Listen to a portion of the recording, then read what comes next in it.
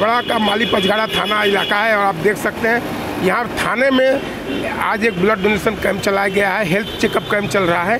यहाँ पर भारी संख्या में जो लोग हैं, आसपास के लोग हैं, वो लोग आ रहे हैं, यहाँ पर अपना चेकअप करवा रहे हैं और भारी संख्या में जो महिलाएं हैं वो यहाँ पर आकर के चेकअप करवा रही हैं। गौतम चौधरी उन्होंने भी आकर के जो यहाँ की परिस्थिति है उसको लेकर के भी उन्होंने अवगत कराया है। आइए हम लोग सुनते हैं कि प्रवीण त्रिपाठी ने क्या कहा और गौतम चौधरी ने इस अवसर पर किस प्रकार का लोगों को संबोधित किया है।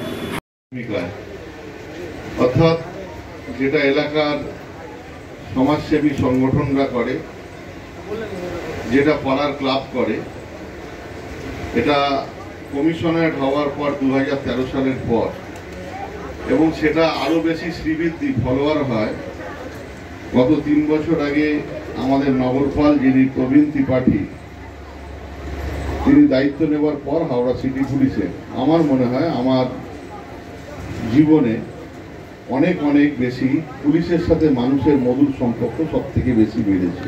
দেখেন গজানন বস্তির অনেকে এখানে অলরেডি বসে আছেন সবে, তো আমার তো দেখে মনে হচ্ছে 100-150 লোক তো মিনিমাম তাদের স্বাস্থ্য চেকআপ হবেই, আরও লোক আসলে যত সময় আছে সবার চেকআপ করা হবে। আর কি কি সুবিধা পুলিশের তরফ থেকে দেওয়া হয়?